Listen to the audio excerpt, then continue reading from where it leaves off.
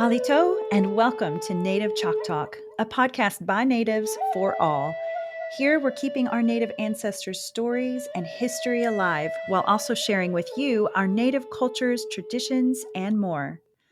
I'm Rachel Youngman, a Choctaw originally from Anadarko, Oklahoma. I hope you'll enjoy this journey with me as we learn from our Native American guests. And stay tuned for the end of each episode where we'll talk about some great ways to support Native causes and or Native-owned businesses. Let's get started. The Choctaw Nation has always provided a foundation upon which a future can be built. From our home in southeast Oklahoma to a bingo hall that grew to be one of the largest casinos in the world. Today's summer school programs lay the groundwork for a love of learning. Small business programs support local economies. And with over 10,000 jobs created, Choctaw offers financial stability to tribal members and our neighbors. Together we build success, because together we're more. Indian makes attempt to kill.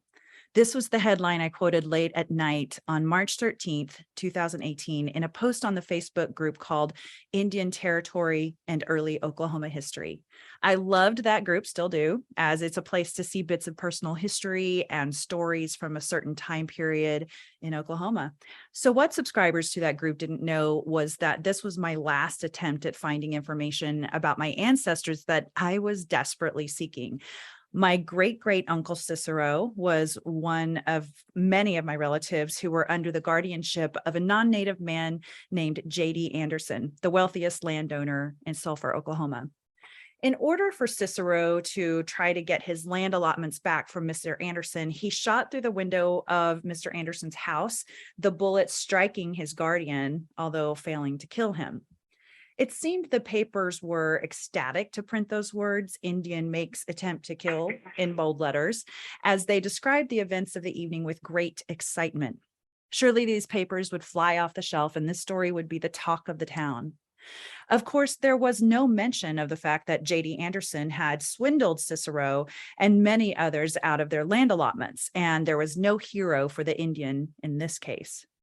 There was no one to stand up for him and to get his land back, the land his mother had hoped would help him survive in the world.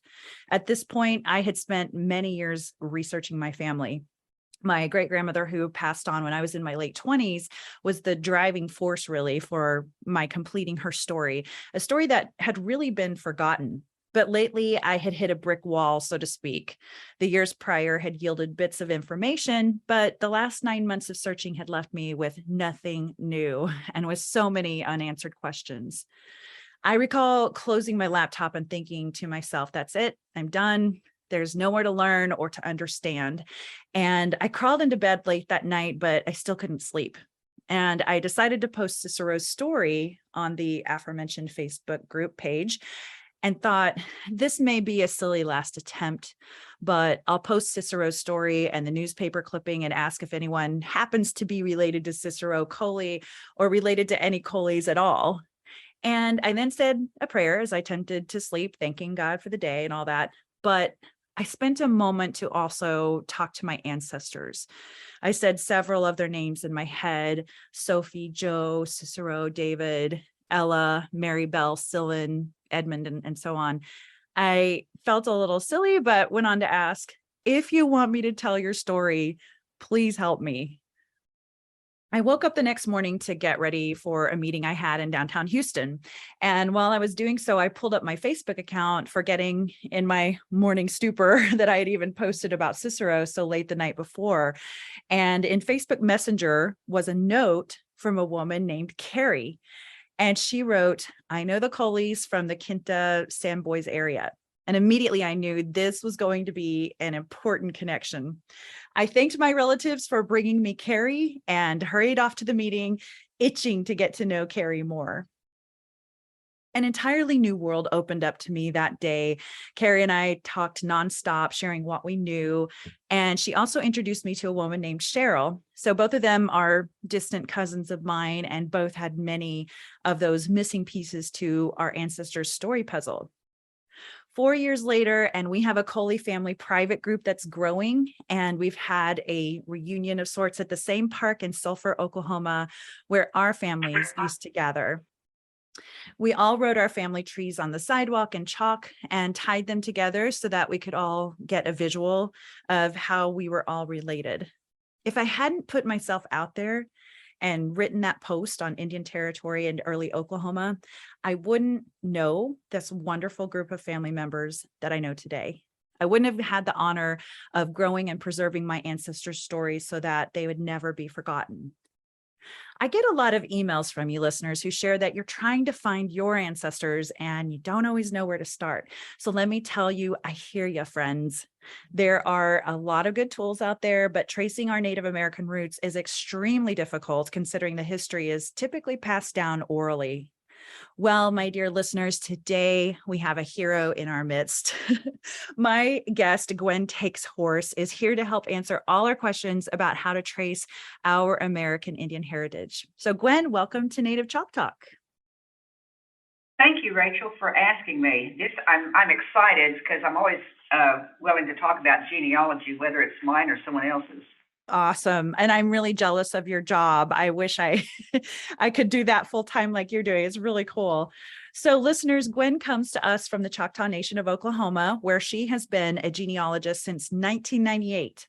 Gwen also has a master's of behavioral science degree in counseling psychology and is Choctaw and Chickasaw. She'll also be sharing about her own family story in a bit, but first, let's get to learning about how to do some research. I'd like to make a quick disclaimer here. It's my hope that those who are interested in searching for your ancestors will do so to seek to understand them as human beings, to learn about their lives and their stories, not to just try to prove relation and seek tribal membership only for the sake of trying to get money from the tribe. Because let me tell you, there is no money tree growing on tribal grounds. You're not going to get rich or your child's college paid for, get a bunch of free stuff. That's a complete misconception. So please consider the fact that our First Nations people suffered greatly. Their land was taken and their language and culture was basically all but destroyed. To try to become a tribal member, so you can then take from our people even more is not a good reason to research. I hope you'll learn about your ancestors because you want to honor them and learn about their culture and traditions and history, and again, their personal stories. And just know, I'll be cheering you on. You can do it. Okay, Gwen, I'm super excited to work with you today to help our guests and myself to better understand researching our roots and how to dig into our Native history. Now, even though you're Choctaw and are coming to us from a Choctaw genealogy perspective, a lot of the tips you're going to give us today apply to a lot of tribes, correct? Yes, but specifically the Dawes roll, because that covers the Choctaw, Chickasaw, Cherokee Creek, and Seminole tribes in Oklahoma. And so they're the ones that we generally get calls about. That makes sense. Yeah. The Dawes rolls is, and we're going to talk about that in a little bit too, is really a crucial element to all of this. And it's the best way, the cleanest way to be able to find our ancestors. So for the sake of keeping this easy, I'm going to use our tribe, the Choctaw tribe, as an example for my questions moving forward. But again, the information can be applied to some of the tribes out there today. So let's say I'm a listener and I may know some first and last names of some of my Choctaw relatives, but that's about it. Where do I even start to find more information? Okay, basically, you start with yourself and work backwards in time. But instead of looking to see if you're tribal, you just need to find the people that you're related to, that like your parents, your grandparents, and so on. So, like I said, start with yourself. At home, you might begin looking to see if there's birth or death certificates that maybe was left to you. If you had a family Bible, just start looking for things. And a lot of people that we've talked to don't even know what their grandparents' names were. Oh, wow. And because their grandparents would have died before they were born or as they were small children. And so they don't even know their names. So anyway, you would start with yourself, put down your information, and from there you're going to make a family tree. So you're going to go to your parents, and then you go to your grandparents. As you are looking for stuff in your own home, you might you'll be surprised what you find out from cousins, not necessarily from aunts and uncles, but cousins, because they had a different parent, and a lot of times, they hear stories from that parent's perspective, Mm-hmm. and then I may have mine. And I know we got together with my cousins a couple of years ago on one side, and there was just about five of us, but they knew stuff about our grandmother that I didn't know. Wow. And so I found out I get more from cousins than I do from aunts and uncles. Huh. Was it so much fun to get to hear those new little nuggets of information? Right. Yeah. And so what you're going to do is, like I said, make your family tree. And from that, there are other tools that we can use that, like Ancestry.com, that one you have to pay for. But then there's other free ones that you can use. And I'll explain about them later. Okay. So what do you do? We were talking before we hopped on this call about adoption. So what do you do when there's a relative in your line that maybe was an orphan or grew up in an orphanage or was adopted by someone else? What do you do in those cases? It's best if you're looking to see your adoption papers, and if you were born, let's just say 1955 or so, you would have to go to the courthouse of the county that you were adopted out of. And sometimes it's going to take a little digging, but that's one of the first steps. And of course, online, everybody's doing the Ancestry DNA or 123andMe, and sometimes you can just run into cousins, right? And find out more information than that, from people you don't even know, maybe 5 minutes prior to you seeing them. And that's how a lot of them are finding out. They have other brothers and sisters out there that they didn't know about, especially from parents who had divorced. Absolutely. And I if I were adopted and didn't know that lineage, I would definitely be doing the DNA testing, and I have done it anyway, but it's really cool, the stories you hear about people doing DNA on Ancestry.com or wherever the case is, and they're able to find their relatives that way. It's just like such a miracle. It always kind of gives me goosebumps. Pretty cool situation. Retracing or tracing our ancestry for the Native American side is really challenging, but to make it even more challenging, for the sake of tribes that follow the matrilineal line, like the Choctaw tribe used to do, would you describe how that works?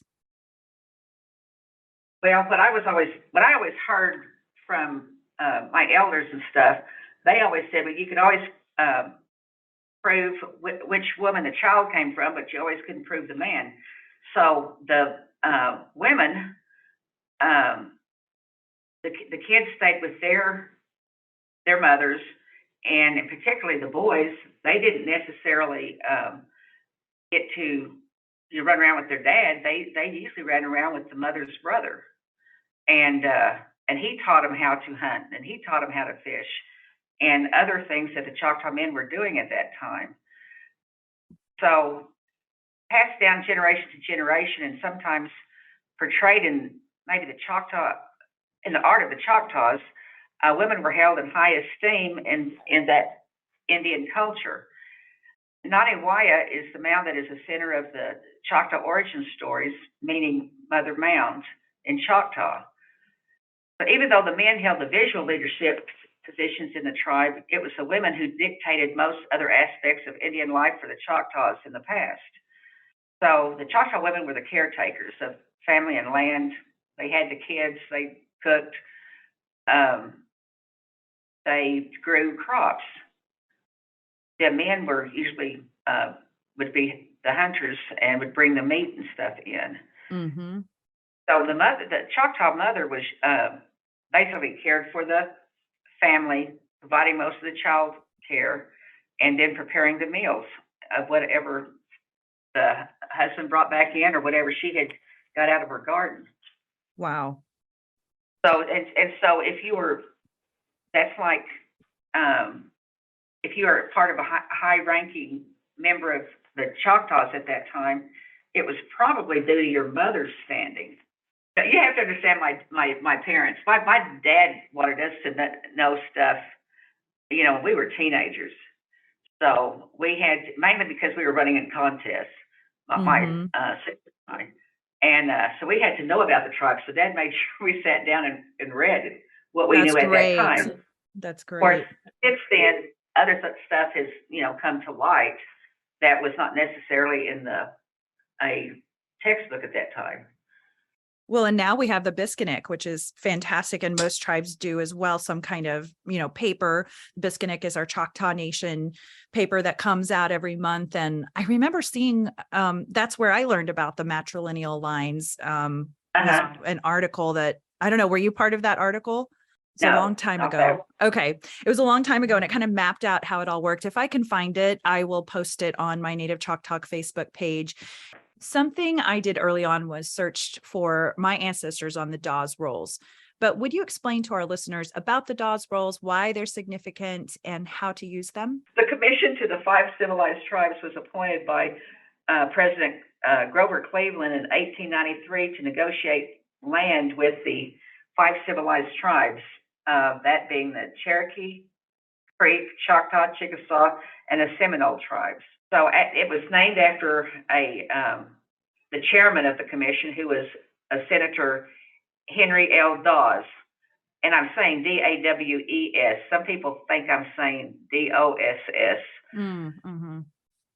So, and, but if you're looking for history of the Choctaws, you're going to hear about that a lot anyway. It ends up being called the final rolls of the citizens and freedmen of the 5 civilized tribes in Indian Territory. So they had to be convinced to agree to be on the roll, because they didn't want, the Choctaws did not want to give up their land to begin with, because up to that point it had been Choctaw land, but everyone owned it together. Dawes Commission was going to do is they were going to abolish the tribal governments. They were going to say that they're going to have to recognize federal laws, and they were going to give tribal members an allotment of land. And in order to receive the land, the individual tribal members first had to apply and been deemed eligible by the commission. So it started in 1896, but there was a lot of fraud going on. The 5 civilized tribes weren't even on that to begin with. There were people arguing over land. Like I was saying, people coming in saying they were Indian and they weren't, or Choctaw and they weren't. Right. So the Dawes said, okay, we're stopping. And so they stopped it. And then, so everybody had to reapply in order to be considered, even if they had already applied in 1896. So the Dawes Commission accepted applications, and this was for all of them between 1898 until 1907. And with a few additional people were accepted by an act of Congress, which opened the rolls for one day, and that was in 1914, and then turned around and closed it. So the list that we have now are the ones who were accepted as eligible and became known as the Dawes Roll. So anyway, the Dawes Roll is what we have to go back to, like in my case. Okay, I have 4 ancestors that were on the Dawes Roll. I had to prove back to all of them. Luckily, I only had to go back 2 generations. Mm-hmm. But there are some people now that are having to go back, 6 generations, and that's where it gets kind of hard for them, and that's where we at Genealogy come in. Absolutely. So let's say maybe I'm a younger person. I'm 16 years old and I am Choctaw, and I'm wanting to trace back to my great-great-grandmother who was on the Dawes rolls. What does it look like? What do I have to provide to trace that lineage? Well, we usually give them what's called a genealogy request form and tell them that talk to your parents. If your grandparents are still alive, talk to anybody in your family that can help you get back I used to say back to before 1940, but now I say 1950 to help them, give them a place to start. If they can get that back that far, then they can find the rest of them back to the 1900 U.S. federal census. So yeah, if they run into roadblocks or something, I just tell them to call us. So that's you great. can always call genealogy for help. So that's good to know, listeners. If you are stumped in your quest to try to trace your roots or to try to gain your tribal membership, which, and maybe I should connect the dots here. In order to become a tribal member, you must trace your lineage back to the people that signed up on the Dawes rolls that are federally listed as, say, Choctaw. They usually received their land allotments based on that. And then there's this lineage down to you. There's death certificates, there's birth certificates, all these things that will help you trace back so that you can become a tribal member. So remember that Dawes rolls that Gwen's talking about is imperative for you to be able to do that. And that's a great segue into the CDIB card. So we who are tribal members have something called a CDIB card, that's Certificate Degree of Indian Blood. So quick mention, there are Native Americans out there who don't and will never have their CDIB cards. In other words, will not be a tribal member because they did not have relatives that signed on onto the Dawes rolls. And for whatever reason, there were several reasons. We could go down a rabbit hole on that one, Gwen and I, as to why they may not have been able to sign up. But this, of course, does not make them less Native. If you're Native, you're Native. On the other hand, nor does having your CDIB card always mean that you're a respecter or student of your tribe's culture. Gwen and I encourage you to get to know your history, the stories, the culture, the traditions, so that you can really own that part of what makes you who you are. So having said that, please share more about anything that you'd like to share about the Certificate Degree of Indian Blood. Anything else folks need to know? Okay, so like you said, it's short for Certificate Degree of Indian Blood. It's issued by the Bureau of Indian Affairs, and it certifies that an individual has a specific fraction of Indian ancestry of a federally recognized Indian tribe. With the Choctaws, there is no minimum at this point. I mean, we have some that are, 1 over 256 and stuff, but if you can prove that you are descended from somebody on the Dawes roll and that they were registered as Choctaw by blood, then you can become a member. But it's not as easy as it sounds. It's, right. You have to get birth and death certificates and all that to prove that. Okay, so a certificate degree of Indian blood does not establish membership in a tribe. That's the tribal membership is determined by tribal laws and well, in our case, it does require a CDIB. So anyway, and like I said, we can go down why some people are not able to get CDIBs, but just quickly, sometimes people back then, they didn't realize that it was going to be the final Dawes roll list, or they didn't want the land. They might have lived in Texas if they had their own property. If they were raising cattle and trying to grow something on Texas soil, there was no reason to, move and come up to Oklahoma to get an allotment.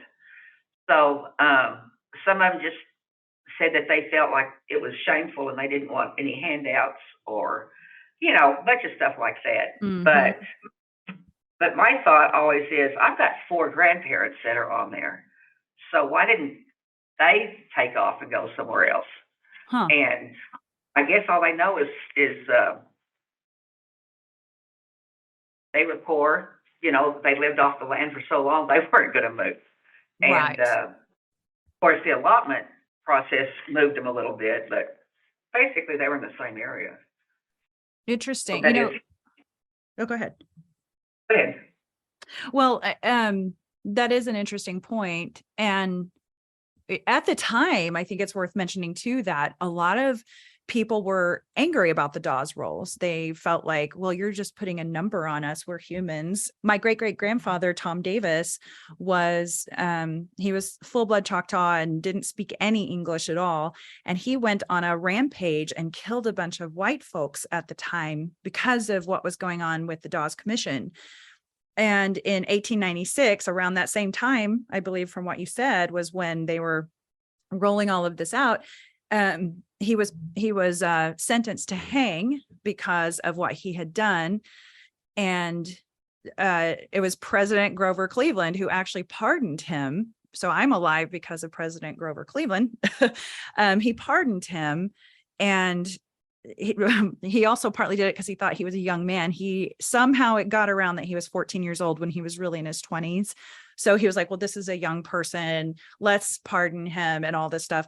And then the interesting thing is he eventually married Rosa, which was my great-great-grandmother, and they had Ella, my great-grandmother, and he enrolled her at that time when she was born in 1903. So it's like, as angry as he was, he still, wanted her to make sure that she received her land allotments. He had to do that from prison because he was in prison for something else at that point. But, and what's so strange to me is all those years when I was growing up with my great-grandmother, she died when I was in my late 20s. Again, really cool because she was born in 1903. She must have seen so many things, is that I had no idea that her dad enrolled her while he was in prison. And he had previously, though, gone on a rampage to kill people because of the Dawes Commission. And I doubt she even knew a lot of that at the time. So kind of interesting how all of that was happening at the time. That's real cool, though, that you know that story. We'll talk about newspapers.com in a second, but part of the reason I know that is because of newspapers.com. It was nationwide news, what Tom Davis had done, but almost all the newspapers got his age wrong. And for people looking at newspapers.com, just know things used to be a lot messier than they are now. They're still messy, but they used to be worse. Names, spellings incorrectly, wrong towns, just all kinds of stuff. But I am grateful that Grover Cleveland did commute his sentence. So for those who are trying to enroll in their tribe, we'll get back to that topic in a bit. There are fantastic tools out there that many folks use to increase their ancestral information. I myself and Gwen too, we use ancestry.com, newspapers.com. I also tend to use fold3.com on occasion for military records. And then there's always census records. So I use other tools too, but those are my main go-tos. And of course, I refer to the Dawes rolls. Folks you can just Google DAWES ROLLS, and it will pull up the information about Dawes rolls. You can just put in your family's name, see what comes up. So what do you also suggest as helpful tools for any stage, whether beginner or expert? Basically, like she was saying, I use Ancestry.com because I was more familiar with it because I had already started using it before I ever came to work here. And anyway, it's a paid subscription and it can be a little costly. But you can also go to a library and use Ancestry.com for free because most of them have a subscription. And now you may be told that you can only use a computer for about 2 hours, but you can sit there and write down everything you want and also run off copies. Absolutely. At the library.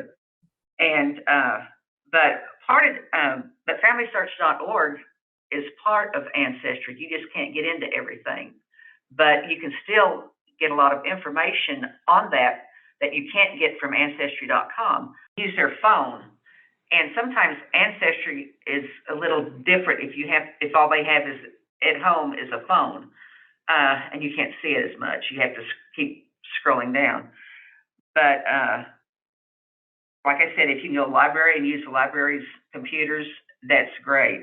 I also use, like she was talking about, newspapers.com. We have to look for obituaries. We have to look for, and finding obituaries back in 1910, it can be hard because a lot of people still lived out in the boonies, and especially in southeastern Oklahoma.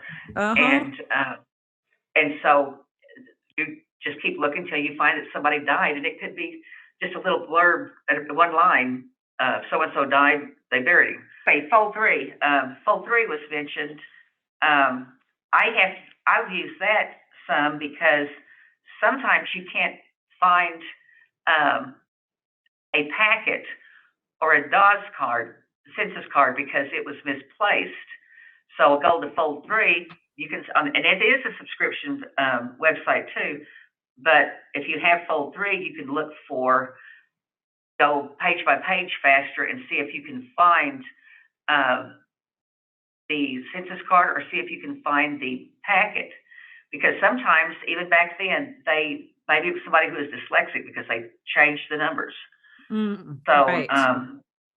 And so so sometimes we really have to dig, but we don't have to dig like they used to 50 years ago. Now we have computers, and that is if it's been digitized, because not everything is out there. Right. And that's important to know, like Right. that's why we all need to keep going back to these sites to keep searching, because they may have scanned and uploaded more information since the last time we looked. And anything that anybody wants to get a copy of, I can leave you my work email, or maybe Rachel already has it, but or maybe you already have it. So, because I can send some brochures that says how to look for their ancestors, how to look for their Choctaw ancestor. And it has several websites that some are subscriptions, some are, I guess most of them are free. There's things like Cindy's List, like, you can find marriage license in the Choctaw Nation. Sites like that. But like I said, anytime you want anything from our department, we'd be glad to send it. That's fantastic. Good to know. So listeners, hopefully you caught that, as Gwen mentioned before, they're here to help if you're Choctaw, and you can contact them. What is the name of your department? Genealogy. Okay. Genealogy department at Choctaw Nation, and they can help you find what you're looking for. Do you have tools that other people don't have access to? Like, does Choctaw Nation have records or something that sometimes you go dig deep into outside of, say, ancestry.com?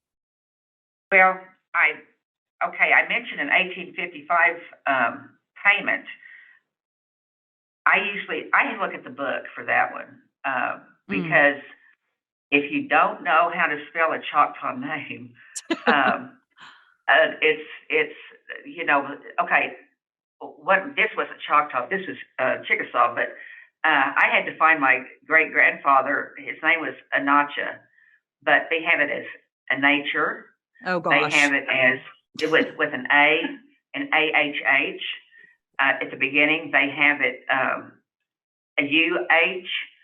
So it's easier for me just to go down through the and to my knowledge, it's not in a book form anywhere. It's just somebody transcribed it, and sometimes they might have gotten the name, incorrect. Yeah. But we'll take a look at it. And some of them were not even here yet, because it was, like I said, it was done about 1855. Mm-hmm.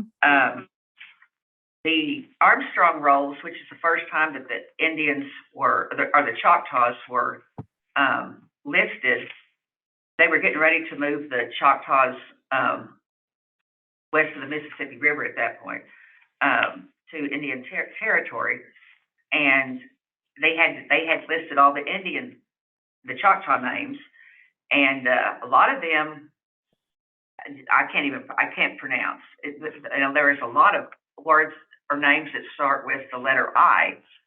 So anyway, if you don't know your ancestor back to then, there's nothing that will say an Indian name to a white name. Right. Sometimes it could, right, and it's sometimes I know the Presbyterians were a lot around that time. Might find something in their records. There's a Presbyterian in Tulsa that can be called. And And in fact, the Tulsa Library has a lot of information too. So you just hit on something that's interesting to me, because I have a hard time figuring out what my relatives' native names were before they came over during the removal to Indian Territory from Mississippi. So in my head, I'm like, somewhere is written a native name, and they then transcribed it to say the last name Coley or Kennard or whatever the case is. And then they started getting their first Christian names and all of that.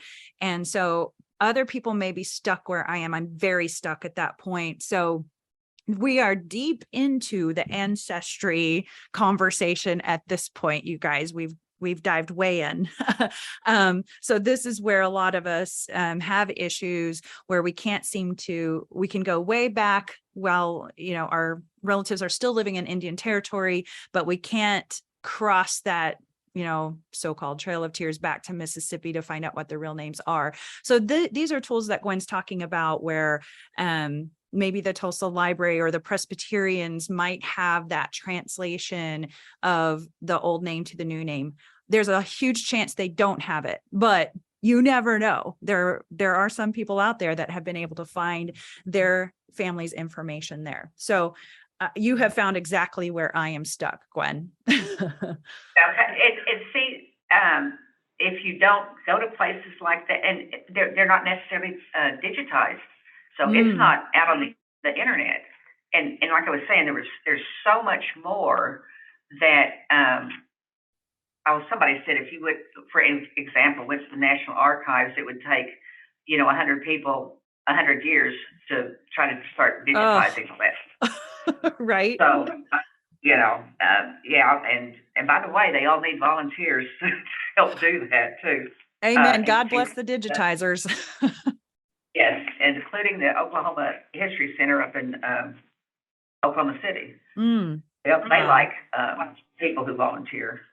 Good to know, folks, so we can all give back, especially those of us who have maybe had some success. Why not we give back by going up there and volunteering to help start digitizing some of these thousands and thousands, millions of records that are not on the internet right now because they have not been digitized. We all might have information out there that we just don't know about because it's not on the internet. Okay, the other thing that is a very helpful tool are the censuses. The 1900 and the 1910 are my favorite, but 1900 is the first time that the Indians are enumerated. So that year, and also in 1910, they did two different schedules. One was for the Indians, and the other one was for everybody else. The ones for the Indians, they are the top half of the sheet will have names and their families, and then the bottom half has their tribes, because they were trying to find out how many people were here, different Indian tribes. And of course, Oklahoma has 39 tribes, besides the 5 civilized tribes. We have more of the eastern side, and then where the Plains Indians are on the western side.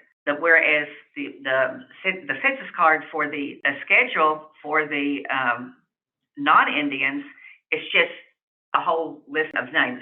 I do want to talk about the 1900 and the 1910 census, because that was the first time that the Indians were enumerated. So in 1900 and 1910, there are two different schedules, one for the Indians and one for everybody else. The Indian schedule will have, the top half of the page will have names, the families, head of households, their children, their wife. Have not seen one with more than one wife yet. And the bottom half has which tribe they belong to. It also, what's interesting about those couple of years is, are those two different censuses, is it tells how many children that the women had and how many were still alive. And one of my ancestors, she had 12 kids, but at that point there was, I think, 8 still alive. But I've seen others that buried more than 4 kids. it was a hard time for women back then, having a child every other year or every year. Right. But so you get a little feel about what was going on with the family with some of those questions. And 1910 did the same. If they were on the Indian schedule, then there's a possibility they might have been Indian, and that's why we would search that 1900 census, because that is the middle of the Dawes Roll. And as of recent, there's actually a new tool for our arsenals, y'all. In our Choctaw paper, The Biskinik, Sheila Kervin wrote an article in June of 2022 called Release of 1950 Census Proves to be Useful Research Tool. Quoting from the article, in Indian Territory, we have been getting a census since 1900.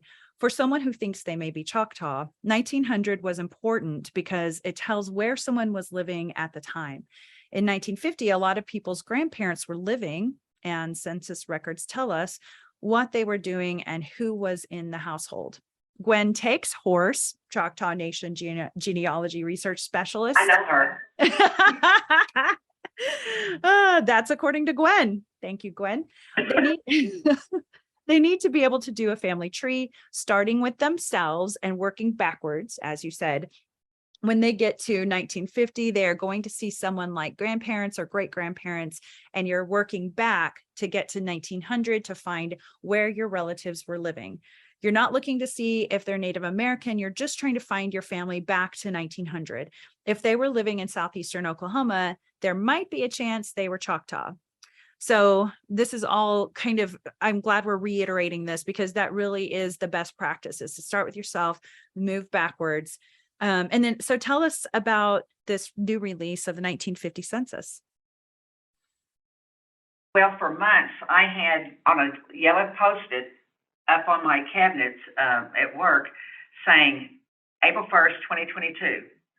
Wow. And I thought I need the 1950 because, like you were saying, some of them, their grandparents were going to be on that. Mm-hmm. But in my case, my parents are going to be on that. Wow. And, yeah. So I was excited to see that. But 1950 being open did help us because we didn't have to go back as far to find their grandparents. And so it's just exciting to me. And I still like going when they call in. I can actually say now, in order to look for your ancestors, if you could figure out who was there by 1950, Mm-hmm. everything else, so the 1940, 1930, 1920, 1910, and 1900, that part will be easier. And since 1950 is closer to people, of course, living today, then it's easy from there. Whereas before, we had to go to 1940. And it's easy because it's online. Right. You can get, like I said, at National Archives. You can get that off Ancestry.com. And it sounds like Ancestry.com is paying me. They're not. But like I said, it was, like I said, they were, I was just used to that. And I can find the census cards. I can find the census packets. I can find the land allotments, all on Ancestry. And so that's why I've said, if you don't have it, you can go to a library and use their computers and get on their Ancestry.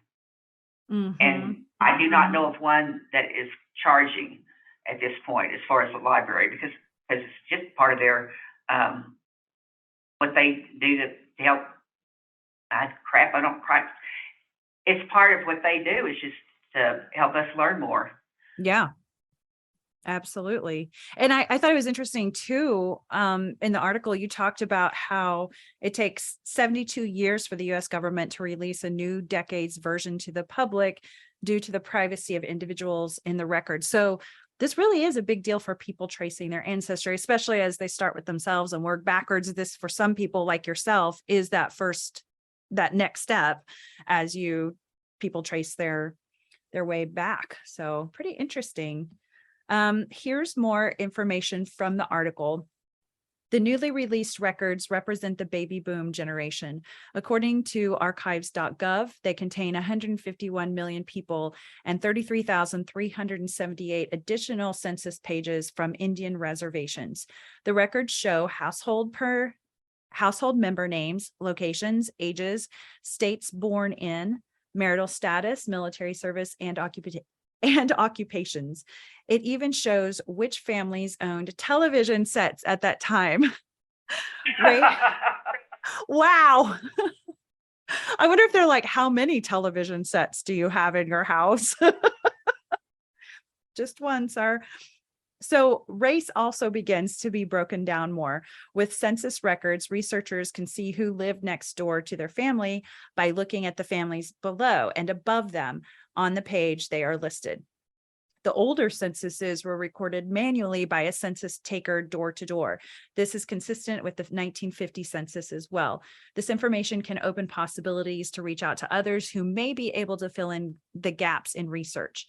At that point, the Dawes records need to be consulted to see if anyone on the family tree signed up affiliating with a tribe. I think it's interesting that looking to see who the families were living around them, like looking above and below the names to see who else was in the area. The reason that's interesting for someone like me is my Coley family, they lived in Kinda and Sandboys area and some other places, and they were very, very tight knit, close to the King families. There were several families out that way that they were just really close to, McGilberries, a bunch of others. But even then, it was still such a really small community, but they all took care of each other's kids. They were always together. They do picnics and things like that. And it just makes me picture in my head this just kind of real cool community of Choctaws living together. So I'm going to get on my soapbox about something. Many people don't like the idea of using tools like an ancestry.com or equivalent. They're afraid to put their information out there, or even if they do, they keep their tree set to private. Many of our Native families are extremely guarded and private, and I totally understand why. But here's the problem. I've personally known people who have spent 25 plus years researching their family heritage, and when they pass on, their research and documenting history and beautiful stories is just gone forever. So if you don't place the information in a safe place or within a platform like ancestry.com, you could possibly lose everything. Your descendants won't benefit from your research, and your ancestor stories will be dust in the wind. So I realize I'm being pushy about this topic, but this is my suggestion for you. Put that stuff out there where people can use the information today and in the future.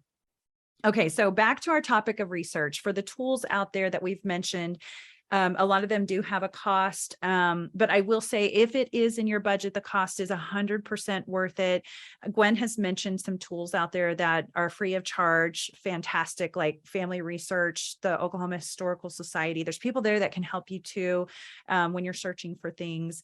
And another tool that's out there today is DNA testing. So what are your thoughts on DNA testing as a tool, Gwen? Okay, so the basic answer that I tell people when they call and ask if they can get their blood tested and how to do that, I just tell them that we don't use DNA because it can't tell you who your ancestor is, and it cannot tell you which tribe it is. And actually, of the 574 federally recognized tribes, I don't know of any of them that will take DNA alone just to prove Indian descendancy. Mm-hmm. Yeah, absolutely. And here's some additional info, a few helpful notes from the article I mentioned from the Biskinik. DNA test results can vary. Individuals may take tests from various companies and get different results. This is because testing services may use markers that provide a diverse representation of ethnicity. Inherited genetic markers can play havoc with ethnicity results, resulting in small amounts not appearing on test results. The results of siblings will be similar, but may not show the same results. According to National Geographic, siblings only share about 50% of the same DNA on average. If researchers have Native American ancestry on their test results, it may show as vague as Indigenous America's Northwest. Test results usually will not pinpoint specific tribes. So as you mentioned, the tribe does not accept DNA testing to verify American Indian blood. I personally have had my DNA tested and loaded into Ancestry. So if the government's going to come after me, they'll know where to find me. But but I do love that it kind of helped me see my whole picture, like the side of me that's German and that kind of thing. But I think if nothing else, the adoption portion of it is so crucial as well for people who maybe adopted and are looking for their ancestors and family members and that kind of thing. So it's pretty cool.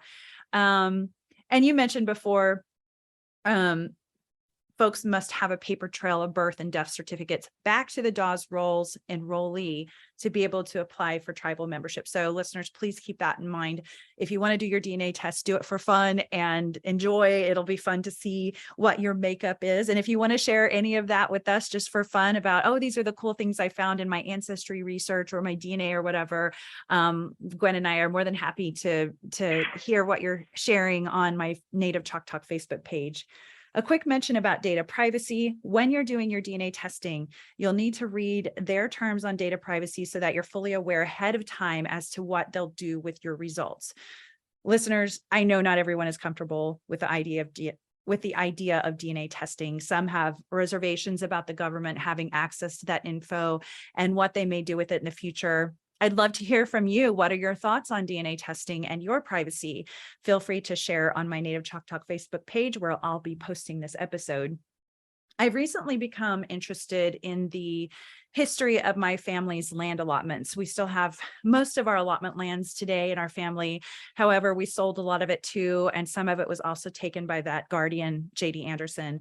My family has saved boxes of original land allotment documents and other items, but I've wondered, how do I and others look at these types of documents and find where those plots of land are and were? The easiest thing to do is just call real property, and they will even provide you, if you ask for it. In the past, they have provided you with where the land was and how it's platted out on the acre. They would be able to tell them where their property was, and even probably provide them with a copy of where their land lies in the Choctaw Nation. Or they could go to where, if they know where their allotment was, they could also go to that county courthouse. They're going to have copies of whoever owns the land and who owned it to begin with. But I would go to the Choctaw Nation. Okay. Yeah, I think that's a good starting place, a good safe place to start too, because I remember going to a courthouse one day and asking for help. It wasn't about land, it was something else. And they were like, yeah, we don't know what you're talking about. I was like, okay, never mind, goodbye. You never met me. So you've shared some great tips and tools for us. Another great tool, if our listeners know which tribe they're from, is to go to their tribe, as you mentioned. So I think that you had said that they could reach out to you. There is an email address they can go to, correct, at Choctaw Nation, if they're Choctaw. What would they need to know before, what do you want them to have prepared before they make that call or make that email? Okay, so I would suggest that before calling membership, that they call and let us check it out to make sure that it is the correct ancestor that they found on the Dawes roll. Sometimes there's going to be people with the same name. Okay, for instance, one of my coworkers was trying to decide if this person was the same person as the people that had written in saying that their ancestor was on the Dawes roll. When she got to looking at it, the person that's on the Dawes roll was about 3 years old, whereas the person with the same name had been born in 1865. Oh. So that can't be the same person. A lot of people don't understand about the Dawes roll. They just weren't. Somebody was just not walking down the road and going from house to house to house to house. Right. They actually had to apply for it. And when in order to be eligible to apply, they had to be living in southeastern Oklahoma between 1898 to 1906. They had to have applied as Choctaw by blood, and they had to still be living by September the 25th, 1902. Mm. And that, okay, for instance, one of my relatives died like 2 months before September 25th, 1902, and he is not on the DAWS roll. And his child could not use his blood. All she could use was her mother's side. And that caused kind of a controversy with the family and membership. But, they had to, that was one of the rules, is they had to be living still by September 25th, 1902. And then after that date, it would be the newborns and the minors.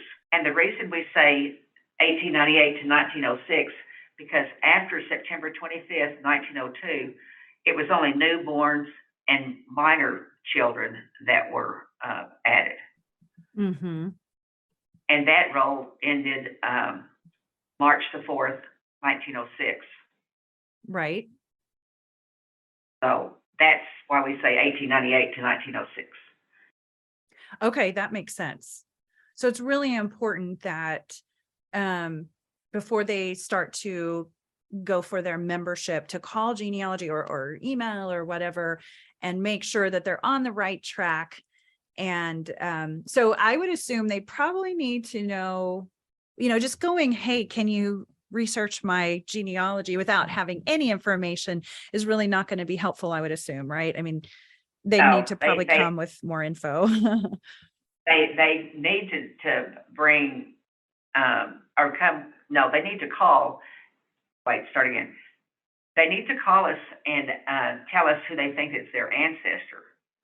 But in the meantime, they should have made their own family tree, because we're going to suggest that they do that. Mm-hmm. And tell them that they need to start with themselves, go back to their parent, grandparent, great-grandparents, or however many extra great-grandparents they need to go back to. I do want to suggest that for females, know their maiden and married names. You are going to be looking for their maiden name. If they were adults, or at least 16 you may be looking for their married name. Right. So whatever they were going by around 1900 is what we look for. What is the number when they come prepared? What's the number and email address that they can best reach you guys? Okay, the email address is genealogy@choctawnation.com. And genealogy is spelled GENEALOGY. The phone number is toll-free, 1-800-522-6170. Perfect. Get the operator and ask them for genealogy, and they'll give you to us. Okay, so that's genealogy@choctawnation.com or 1-800-522-6170. Thanks for sharing that. So let's switch gears a bit. Why did you decide to get into genealogy? I got into genealogy just trying to find out more about my grandparents. And Ancestry.com was new then, but I went ahead and did the free trial. After finding my grandparents on the censuses, I wanted to find my parents, but at that time it wasn't open yet. But it just started something in me to find out more about everything. Mm-hmm. I knew that this is the one that was the Chickasaw. I knew about where they were from, because as we were growing up, our dad would point out, that's where your grandpa was born, or that's where your grandmother went to church. But, things like that. And we're not talking about a populated area. We're talking about around Tuscaloosa, Oklahoma, and around Sardis, which is now a lake. I guess they just wanted us to remember things. Right. And they told the same thing over and over. Of course, excuse me, as kids, we were going, oh gosh, not again. Right, of course. We take it for granted when we're younger. Yeah, but apparently they said it enough times that it sunk in. When Sardis became a lake, they start a cemetery, which is where a lot of my ancestors are in. They were going to move it, but changed their mind, and so they basically built the cemetery up. Okay. So it's like 16 feet under instead of 6 feet under. Right. And and honestly, I don't even know why I'm adding this, but that's where I go when I just want to hang out with. And being a genealogist, we like cemeteries. Oh my gosh! Yes, thank you. And my husband just he just goes along and he helps me look for. We'll be walking cemeteries looking for a name, and he helps me. But then I lucked into this job at Choctaw Nation for genealogy, and then I found out how much that I still like doing it. There had been a couple of years since I had tried that first part of, just looking for my grandparents. And even though I didn't ever pay it, they still had my information. And like you were saying, it's okay to leave it in there. So I can, even now and probably the rest of my life, I will probably go ahead and pay for it. Just because I want to be able to get in and out of Ancestry anytime I want to. But when I got this job, the first thing that I was told to do was start looking for your own family. Well, I knew part of it just from a couple of years before that I had looked on Ancestry, and luckily my information was still there, so I didn't have to do too much extra. But then I started taking a class through the National Genealogical Society, and I had to learn about citations. So you need to write down everything where you find something. And then it's just gone from there. And it is completely my passion now. Like I've said before, my husband puts up with me. From stopping, there's an old cemetery stop, just right in the middle of nowhere. And there's a lot of Indian cemeteries in the Choctaw Nation that he's had to slam on his brakes and make a quick turn. I love it. So he, and like I said, he tolerates getting out there and in the heat and cold looking for, and wet. I mean, we had our rain boots on one time because it was flooding down in this one area near Whitesboro, Oklahoma. And I was trying to find a cemetery that had my great aunt in it. And she had died in 1910, and my sister and I had always thought that she had died of TB. But when we finally found her, she had died, it said when she died, and I happened to notice this little grave beside her, and the child was born the day that my great aunt died. Oh, she didn't die of tuberculosis; she died in childbirth. And so that added a little, piece to a puzzle.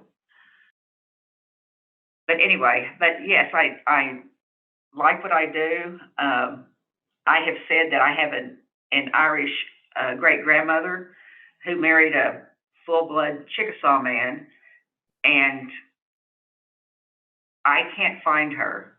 She's on the Dawes roll as an interwed, but I'm just having trouble locating her because her name is too common. Isn't it bizarre? We've talked about before how Native Americans are usually typically the hardest to find, and yet for you, it's different. It's finding your Irish great grandmother or whatever. So it must have been. Do you think it was probably scandalous back then for an Irish person to marry a Chickasaw man? No, I don't think so, because at the time of the Dawes roll, which is around 1900, there were 3 times more non-Indians. They were called the intruders, but there was 3 times more non-Indians living here than there were Indians. Wow. Yeah. So it just happened. I know that my great grandmother had lost her family, and my great grandfather's mother and them took her in, and eventually they, I guess, fell in love and they got married. I love it. That's a great story. So it's, yeah, so they were around Dow, Oklahoma, and see, that's another thing that my, like I was talking about earlier about my dad just pointing out spots, said, like over there, so-and-so lived, over there, so-and-so died. Yeah. Places like that.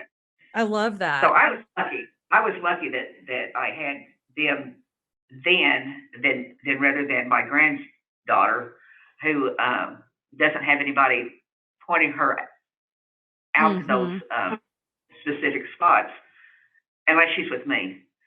And then I do what Dad and Grandpa did. I tell the same story over and over and over, even though they roll their eyes. So yeah, tell us about, I know your maiden name was James, so feel free to tell us about both sides of the family, the things that you do know. I'm in my late 60s now, and I have always felt like I was lucky or blessed because I had 4 grandparents that I was around when I was a kid. They would, tell stories, and like I was, one of them met their spouse at a rodeo, and silly stories like the bull as it came running past him with his. No, I'm not going to say that. Wow, I was getting interested in that one. Well, no, after he come by, the bull come by with the rider, with after the rider had been thrown, the bull peed toward all of them. So they're all trying to get out of the stands because apparently they were not on the top where I would be; they were sitting lower. Oh my goodness! That was their first date. That sounds like a fun first date. I love it. Yeah.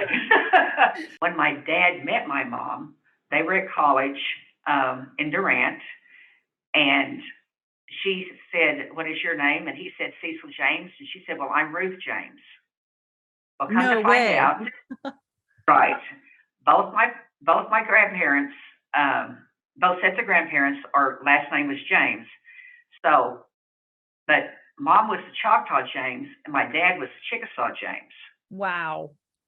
So we never did call, have people go Grandpa James or Grandma James, or it was always Grandpa Bill or Grandma Emma or things like that, because I don't even know if I knew their last name to begin with. Now that I say that. Yeah.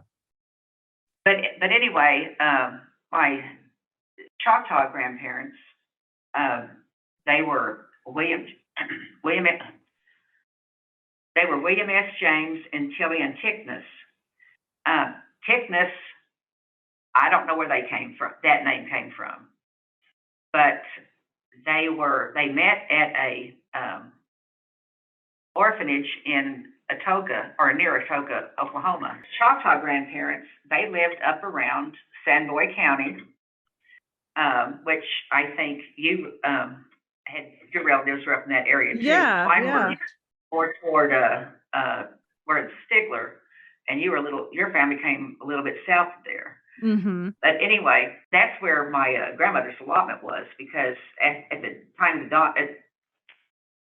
because after my grandpa got his allotment, in order to feed his family and to keep them in clothes, and because they were very poor people, he had to sell his, which was actually out toward the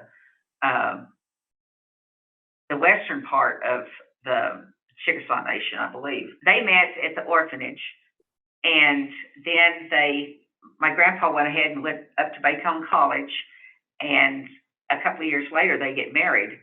There's a newspaper article even in I think it was Wichita, Kansas newspaper, telling about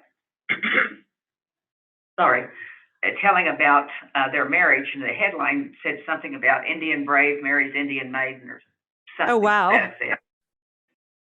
So, and they got married at Bacone. Wow. And the man that married the person who had ran the orphanage down in Atoka.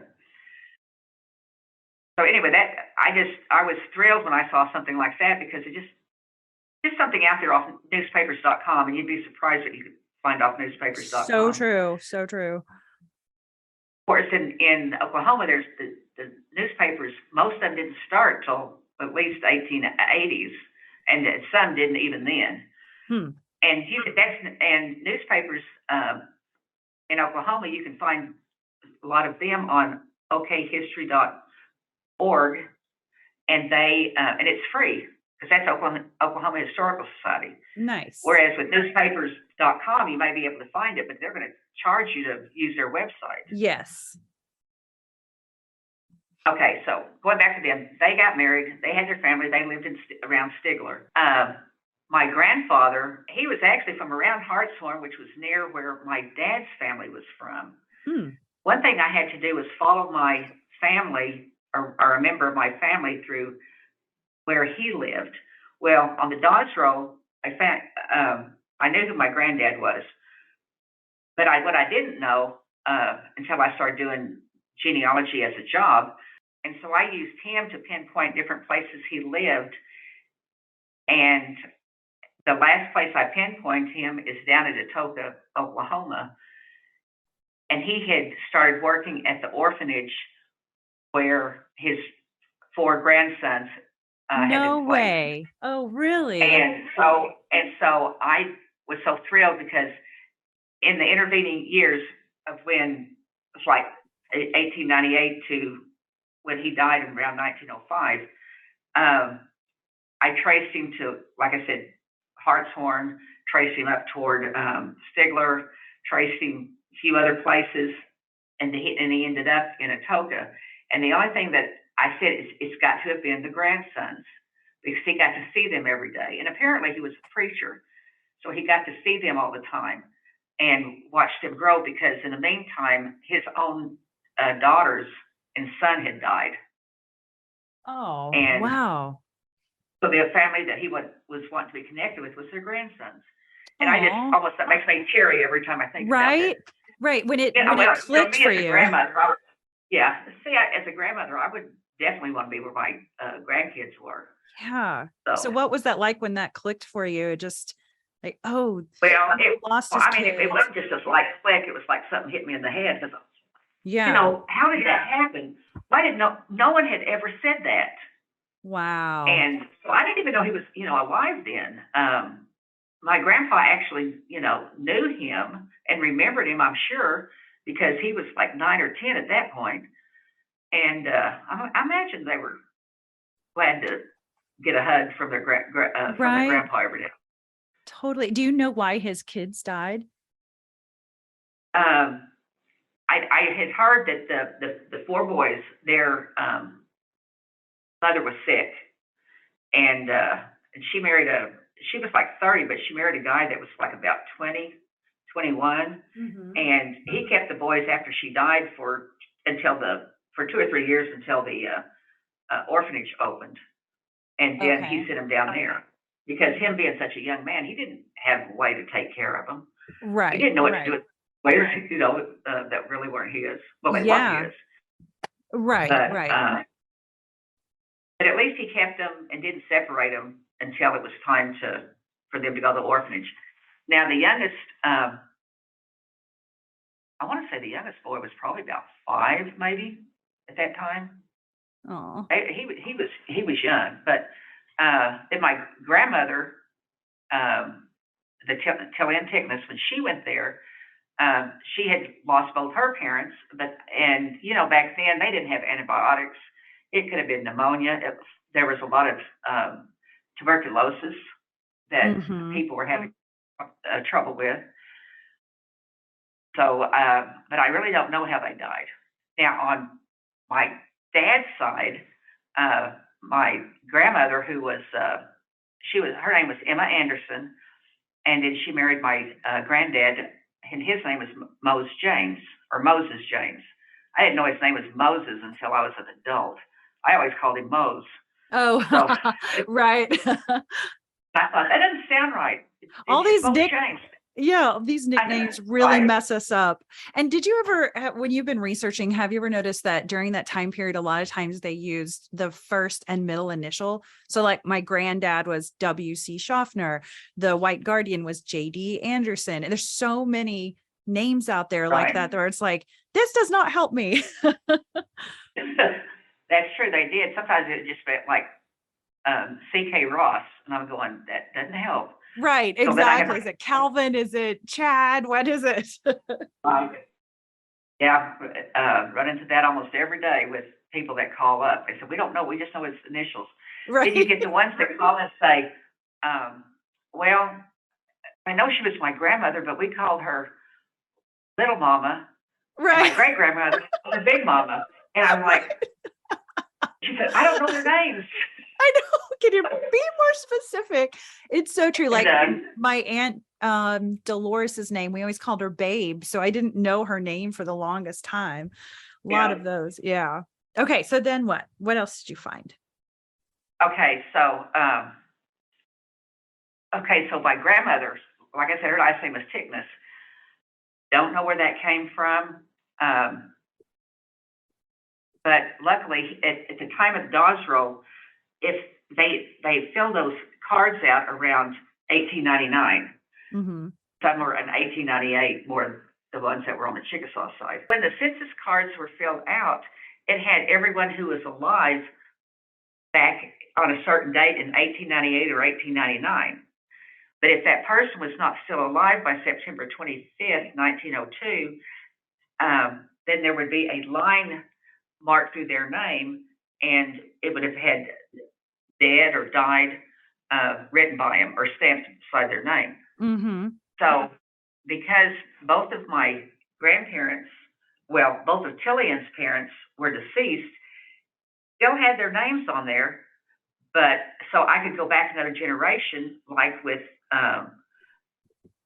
their dad, because his even though his name was Tickness, John Tickness on the roll, but people called him Sam, and I finally found Sam Tickness somewhere in some other papers, like the state papers, Oh.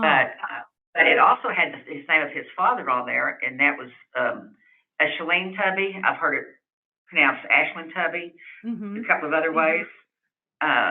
So I could go back and look for him, and because John Tickness was 50 at the time of the Dawes Roll, he would have been born around 1850.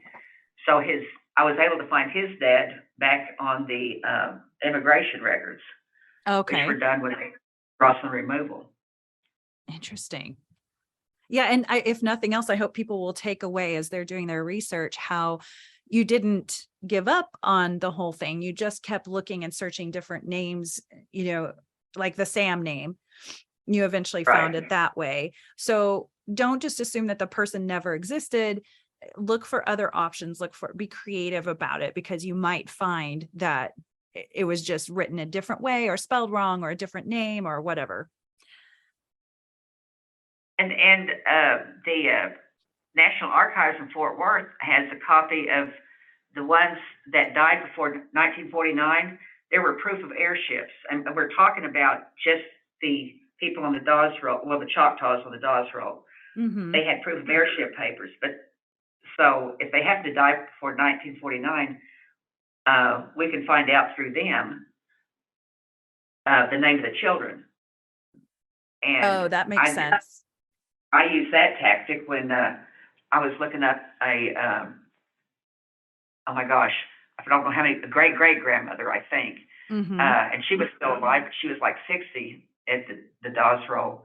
And because I was able to pull up her, that was Emma Anderson's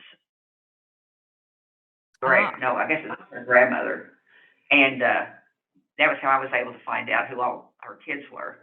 Oh, okay. Hey, question for and you. Usually, and on a proof of airship, sometimes it will say this person has died, and it gives a death date. So those are cool, but it's only if the original enrollee died by 1949. Anyway, like I said, it will show when the original enrollee died, or approximately where they were living at the time. It will show their children's names. It will show if they were married and how many times they were married, and if those ended in divorce or if the person died. Right. Just bare fact type of stuff. Gotcha. And that's about it. Okay. But like I said, off that one, I got 7 or 8 other members of the family when I looked up my great grandmother. Wow. Yep, it's the rabbit hole. That's a good rabbit hole. Yeah. It's been interesting to And hear your stories, but also how it tied to your genealogy research. Because again, I think sometimes people think that, oh, I'm just going to research my ancestors. It's a fun and exciting experience, but it can also be frustrating and it takes time. You're not going to figure it out overnight. Sometimes it takes years. For me, it's been, I don't even know how many years now, 8, 10 more, something like that. But yeah. well, luckily, I feel like they were, like I said, teaching me my whole life about my mama used to say this or my mama used to say that. Grandpa, he was fluent in Choctaw, but Chickasaw was a little bit off from Choctaw, and every now and then he'd start talking Chickasaw, and Grandma would go, "You're saying it wrong."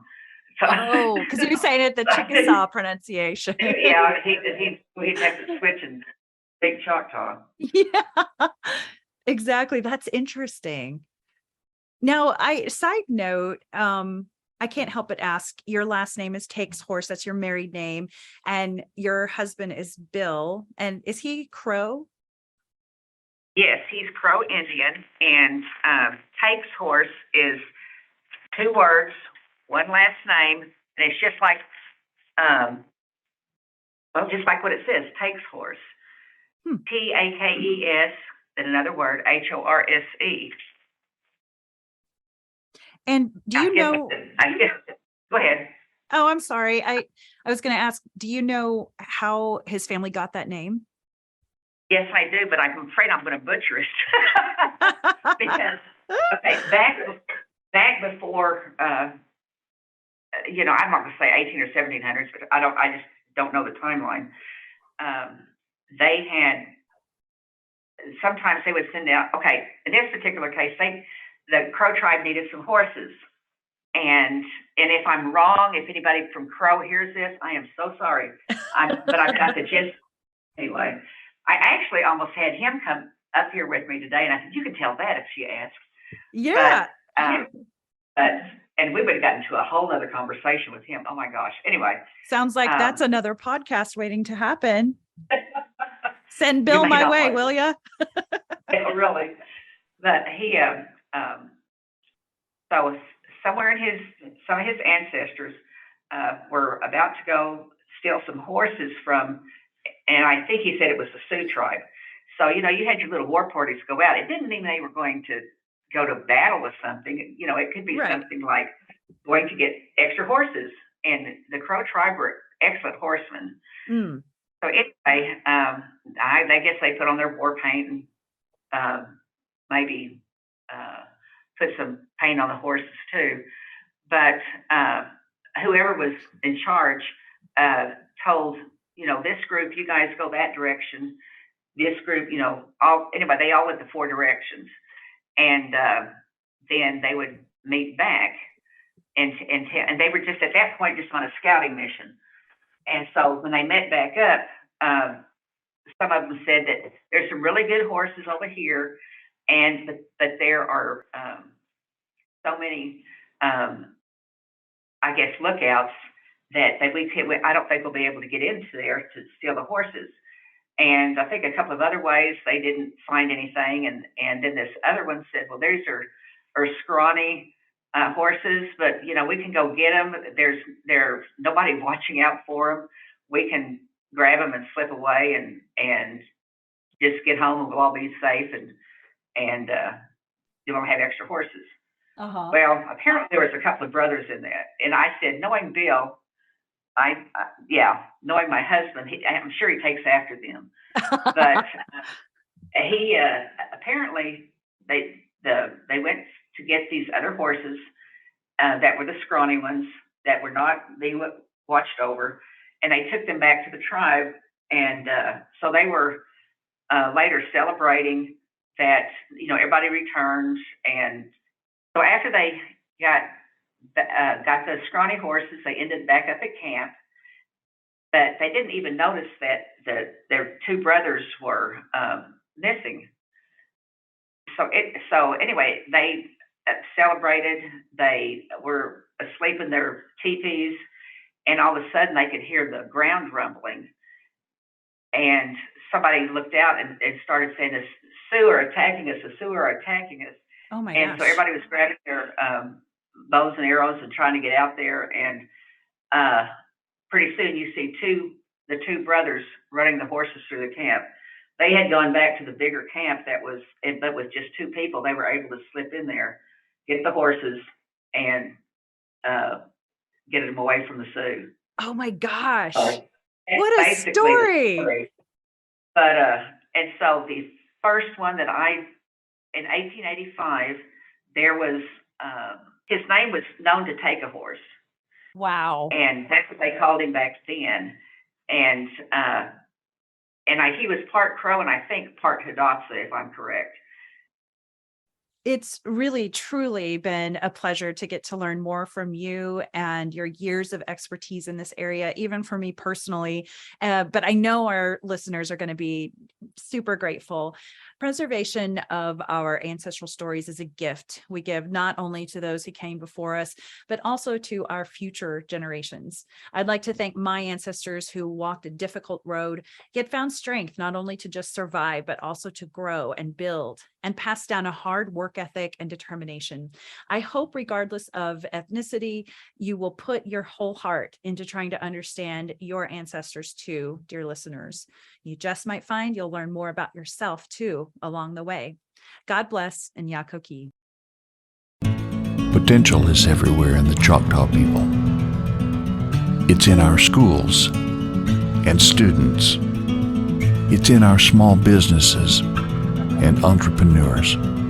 Potential is in our lifestyle and health. It's in our culture and heritage. Passion and commitment is in our blood. Ingenuity and economy are a tradition.